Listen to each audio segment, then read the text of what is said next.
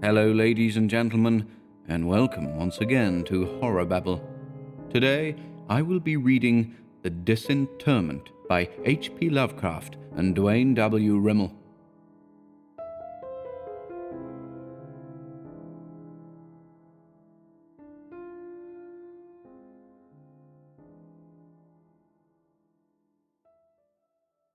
The Disinterment by H.P. Lovecraft and Duane W. Rimel. I awoke abruptly from a horrible dream and stared wildly about. Then, seeing the high-arched ceiling and the narrow-stained windows of my friend's room, a flood of uneasy revelation coursed over me, and I knew that all of Andrew's hopes had been realized. I lay supine in a large bed, the posts of which reared upward in dizzy perspective, while on vast shelves about the chamber were the familiar books and antiques I was accustomed to seeing in that secluded corner of the crumbling and ancient mansion which had formed our joint home for many years. On a table by the wall stood a huge candelabrum of early workmanship and design, and the usual light window curtains had been replaced by hangings of sombre black, which took on a faint, ghostly luster in the dying light. I recalled forcibly the events preceding my confinement and seclusion in this veritable medieval fortress. They were not pleasant, and I shuddered anew when I remembered the couch that had held me before my tenancy of the present one, the couch that everyone supposed would be my last. Memory burned afresh regarding those hideous circumstances which had compelled me to choose between a true death and a hypothetical one, with a later reanimation by therapeutic methods known only to my comrade, Marshall Andrews. The whole thing had begun when I returned from the Orient a year before, and discovered, to my utter horror, that I had contracted leprosy while abroad. I had known that I was taking grave chances in caring for my stricken brother in the Philippines, but no hint of my own affliction appeared until I returned to my native land. Andrews himself had made the discovery, and kept it from me as long as possible, but our close acquaintance soon disclosed the awful truth. At once I was quartered in our ancient abode atop the crags overlooking crumbling Hampton, from whose musty halls and quaint arched doorways I was never permitted to go forth.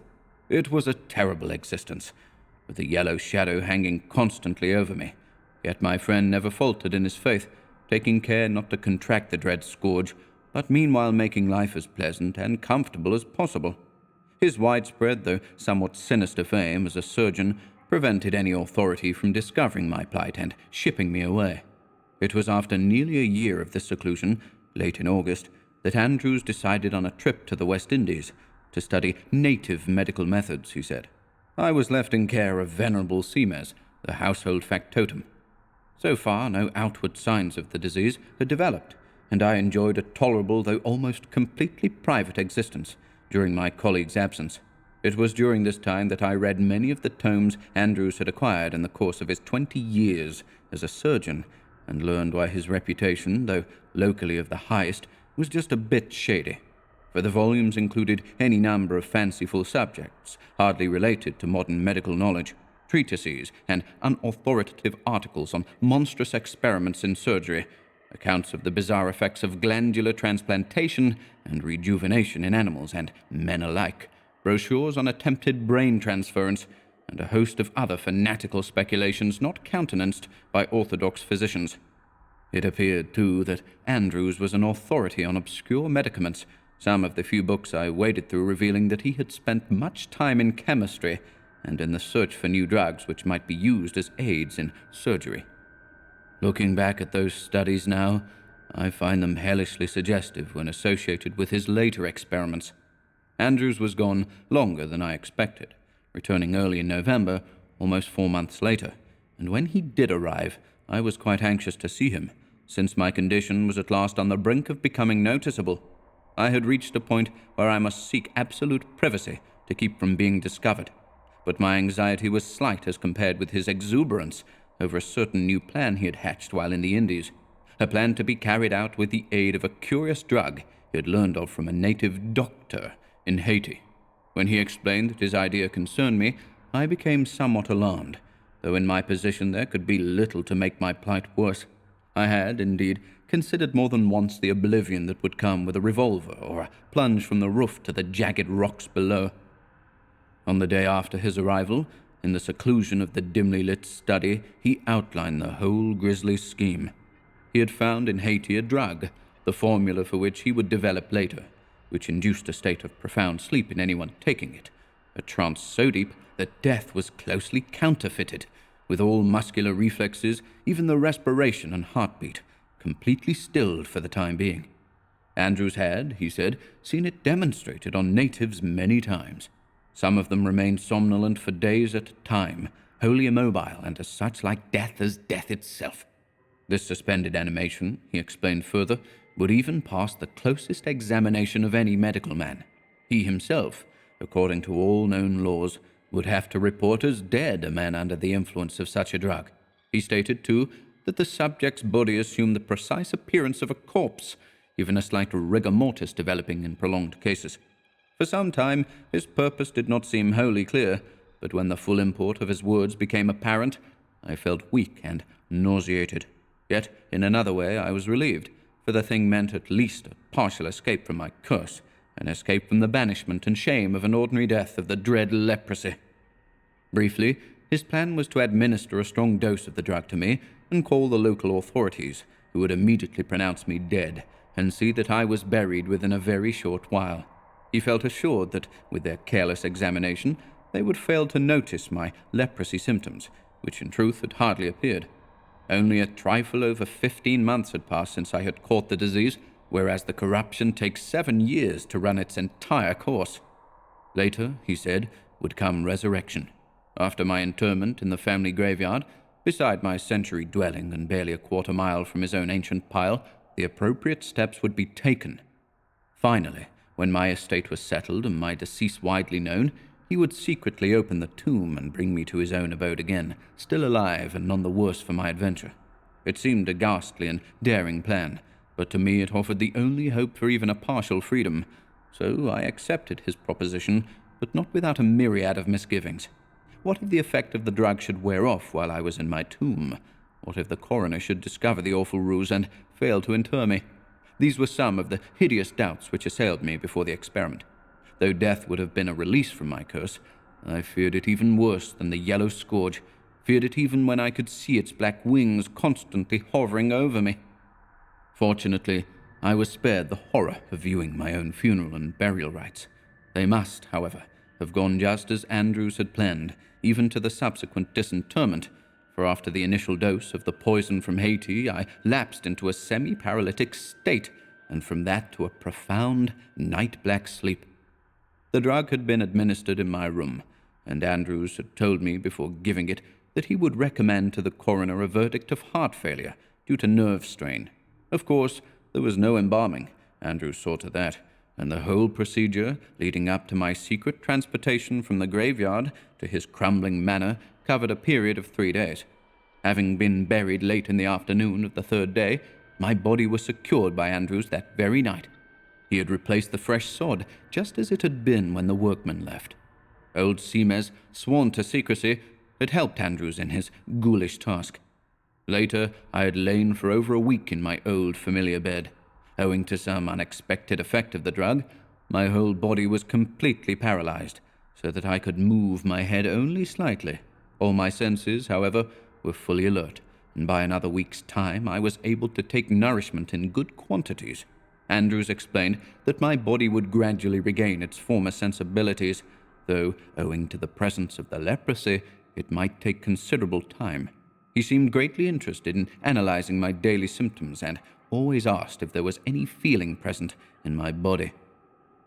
Many days passed before I was able to control any part of my anatomy, and much longer before the paralysis crept from my enfeebled limbs so that I could feel the ordinary bodily reactions. Lying and staring at my numb hulk was like having it injected with a perpetual anesthetic.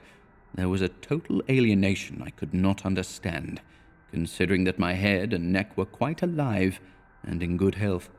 Andrews explained that he had revived my upper half first and could not account for the complete bodily paralysis, though my condition seemed to trouble him little, considering the damnably intent interest he centered upon my reactions and stimuli from the very beginning. Many times during lulls in our conversation, I would catch a strange gleam in his eyes as he viewed me on the couch, a glint of victorious exultation which, queerly enough, he never voiced aloud, though he seemed to be quite glad that I had run the gauntlet of death and had come through alive. Still, there was that horror I was to meet in less than 6 years, which added to my desolation and melancholy during the tedious days in which I awaited the return of normal bodily functions. But I would be up and about, he assured me, before very long, enjoying an existence few men had ever experienced. The words did not, however, impress me with their true and ghastly meaning until many days later. During that awful siege in bed, Andrews and I became somewhat estranged. He no longer treated me so much like a friend as like an implement in his skilled and greedy fingers. I found him possessed of unexpected traits, little examples of baseness and cruelty, apparent even to the hardened seamers, which disturbed me in a most unusual manner. Often he would display extraordinary cruelty to live specimens in his laboratory, for he was constantly carrying on various hidden projects in glandular and muscular transplantation on guinea pigs and rabbits. He had also been employing his newly discovered sleeping potion in curious experiments with suspended animation. But of these things he told me very little, though old seamares often let slip chance comments which shed some light on the proceedings. I was not certain how much the old servant knew, but he had surely learned considerable, being a constant companion to both Andrews and myself. With the passage of time, a slow but consistent feeling began creeping into my disabled body and at the reviving symptoms. Andrews took a fanatical interest in my case. He still seemed more coldly analytical than sympathetic toward me, taking my pulse and heartbeat with more than usual zeal. Occasionally, in his fevered examinations, I saw his hands tremble slightly, an uncommon sight with so skilled a surgeon, but he seemed oblivious of my scrutiny. I was never allowed even a momentary glimpse of my full body, but with a feeble return of the sense of touch, I was aware of a bulk and heaviness which at first seemed awkward and unfamiliar. Gradually, I regained the use of my hands and arms, and with the passing of the paralysis came a new and terrible sensation of physical estrangement. My limbs had difficulty in following the commands of my mind, and every movement was jerky and uncertain. So clumsy were my hands that I had to become accustomed to them all over again. This must, I thought, be due to my disease and the advance of the contagion in my system. Being unaware of how the early symptoms affected the victim, my brother's being a more advanced case, I had no means of judging, and since Andrews shunned the subject, I deemed it better to remain silent. One day I asked Andrews, I no longer considered him a friend, if I might try rising and sitting up in bed. At first he objected strenuously, but later, after cautioning me to keep the blankets well up around my chin so that I would not be chilled, he permitted it. This seemed strange, in view of the comfortable temperature. Now that late autumn was slowly turning into winter, the room was always well heated. A growing chilliness at night and occasional glimpses of a leaden sky through the window had told me of the changing season, for no calendar was ever in sight upon the dingy walls. With the gentle help of Seamers, I was eased to a sitting position, Andrews coldly watching from the door to the laboratory. At my success, a slow smile spread across his leering features, and he turned to disappear from the darkened doorway. His mood did nothing to improve my condition. Old Seamers, usually so regular and consistent, was now often late in his duties, sometimes leaving me alone for hours at a time. The terrible sense of alienation was heightened by my new position. It seemed that the legs and arms inside my gown were hardly able to follow the summoning of my mind, and it became mentally exhausting to continue movement for any length of time. My fingers, woefully clumsy, were wholly unfamiliar to my inner sense of touch, and I wondered vaguely if I were to be accursed the rest of my days with an awkwardness induced by my dread malady. It was on the evening following my half-recovery that the dreams began. I was tormented, not only at night, but during the day as well. I would awaken, screaming horribly, from some frightful nightmare I dared not think about outside the realm of sleep. These dreams consisted mainly of ghoulish things, graveyards at night, stalking corpses and lost souls amid a chaos of blinding light and shadow. The terrible reality of the visions disturbed me most of all, It seemed that some inside influence was inducing the grisly vistas of moonlit tombstones and endless catacombs of the restless dead. I could not place their source, and at the end of a week I was quite frantic with abominable thoughts which seemed to obtrude themselves upon my unwelcome consciousness. By that time, a slow plan was forming whereby I might escape the living hell into which I had been propelled. Andrews cared less and less about me, seeming intent only on my progress and growth and recovery of normal muscular reactions. I was becoming every day more convinced of the nefarious doings going on in that laboratory across the threshold. The animal cries were shocking and rasped hideously on my overwrought nerves, and I was gradually beginning to think that Andrews had not saved me from deportation solely for my own benefit, but for some accursed reason of his own. Seames's attention was slowly becoming slighter and slighter, and I was convinced that the aged servitor had a hand in the deviltry somewhere. Andrews no longer eyed me as a friend, but as an object of experimentation, nor did I like the way he fingered his scalpel when he stood in the narrow doorway and stared at me with crafty alertness. I had never before seen such a transformation come over any man. His ordinarily handsome features were now lined and whisker-grown, and his eyes gleamed as if some imp of Satan was staring from them. His cold, calculating gaze made me shudder horribly, and gave me a fresh determination to free myself from his bondage as soon as possible. I had lost track of time during my dream orgy, and had no way of knowing how fast the days were passing. The curtains were often drawn in the daytime, the room being lit by waxen cylinders in the large candelabrum. It was a nightmare of living horror and unreality, though through it all I was gradually becoming stronger. I always gave careful responses to Andrew's inquiries concerning my returning physical control, concealing the fact that a new life was vibrating through me with every passing day, an altogether strange sort of strength, but one which I was counting on to serve me in the coming crisis. Finally, one chilly evening when the candles had been extinguished and a pale shaft of moonlight fell through the dark curtains upon my bed, I determined to rise and carry out my plan of action. There had been no movement from either of my captors for several hours, and I was confident that both were asleep in adjoining bedchambers. Shifting my cumbersome weight carefully, I rose to a sitting position and crawled cautiously out of bed, down upon the floor.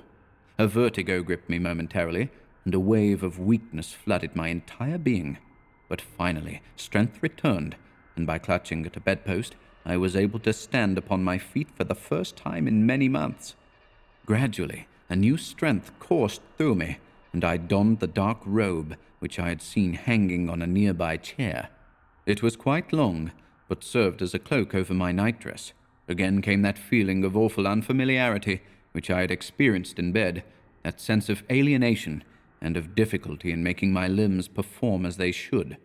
But there was need for haste before my feeble strength might give out.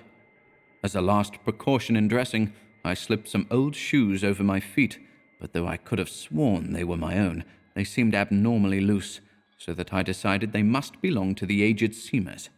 Seeing no other heavy objects in the room, I seized from the table the huge candelabrum, upon which the moon shone with a pallid glow, and proceeded very quietly toward the laboratory door. My first steps came jerkily and with much difficulty, and in the semi-darkness I was unable to make my way very rapidly.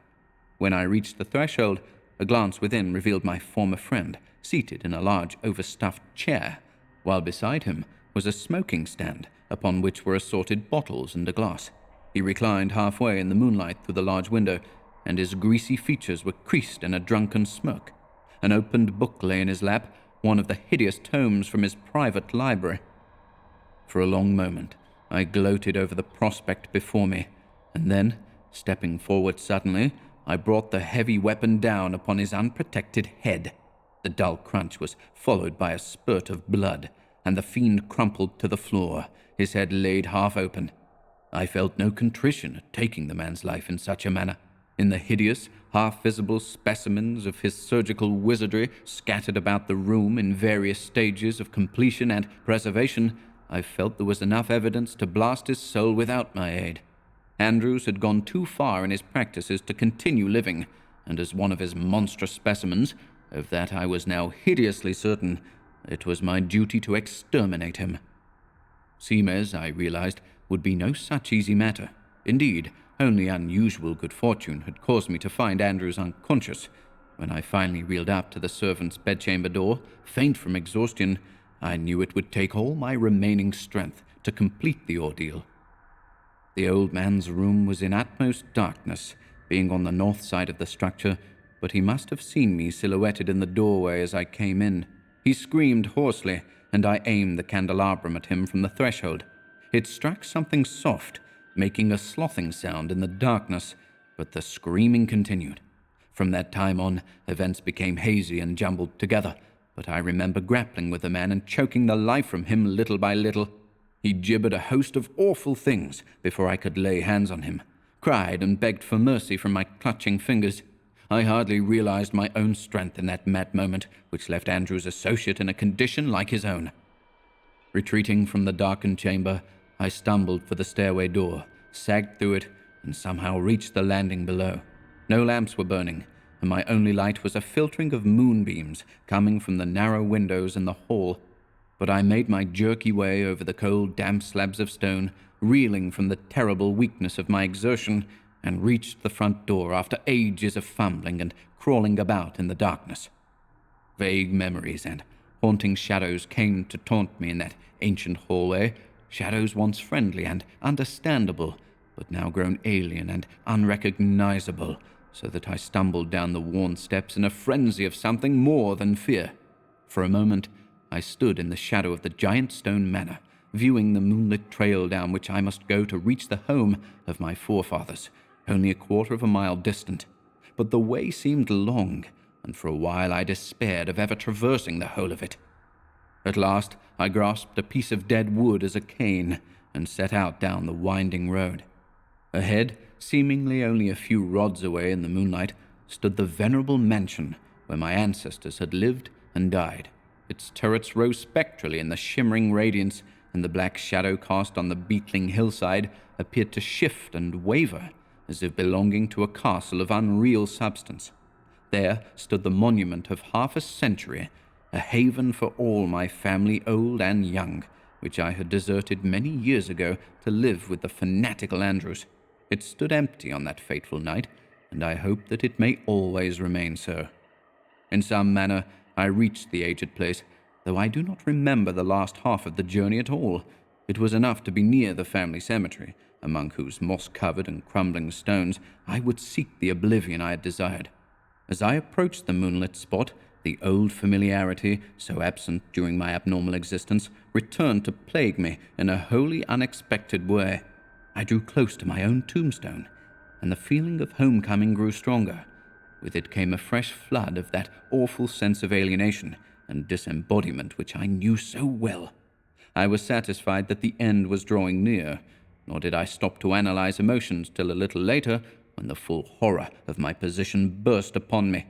Intuitively, I knew my own tombstone, for the grass had scarcely begun to grow between the pieces of sod. With feverish haste, I began clawing at the mound and scraping the wet earth from the hole left by the removal of the grass and roots. How long I worked in the nitrous soil before my fingers struck the coffin lid, I can never say.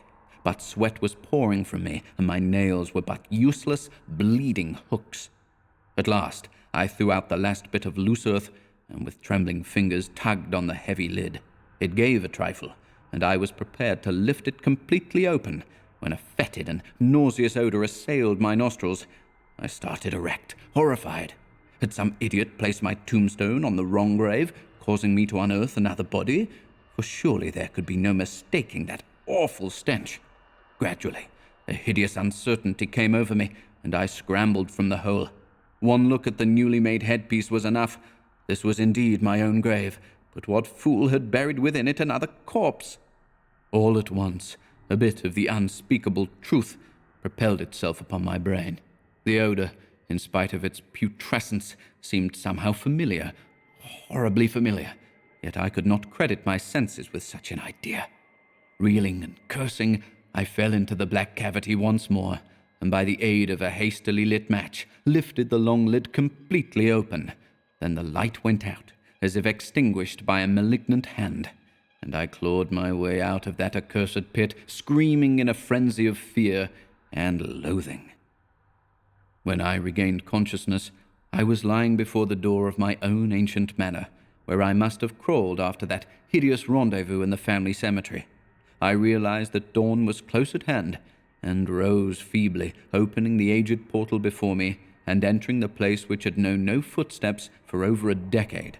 A fever was ravaging my weakened body, so that I was hardly able to stand, but I made my way slowly through the musty, dimly lit chambers and staggered into my own study, the study I had deserted so many years before.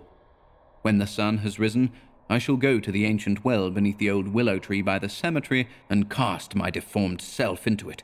No other man shall ever view this blasphemy, which has survived life longer than it should have. I do not know what people will say when they see my disordered grave, but this will not trouble me if I can find oblivion from that which I beheld amidst the crumbling, moss-crusted stones of the hideous place. I know now why Andrews was so secretive in his actions, so damnably gloating in his attitude toward me after my artificial death. He had meant me for a specimen all the time, a specimen of his greatest feat of surgery, his masterpiece of unclean witchery, an example of perverted artistry for him alone to see. Where Andrews obtained that other with which I lay accursed in his mouldering mansion I shall probably never know, but I am afraid that it was brought from Haiti along with his fiendish medicine. At least these long hairy arms and horrible short legs are alien to me, alien to all natural and sane laws of mankind.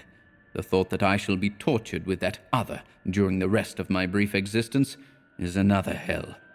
Now I can but wish for that which once was mine, that which every man blessed of God ought to have at death, that which I saw in that awful moment in the ancient burial ground when I raised the lid on the coffin, my own shrunken, decayed, and headless body.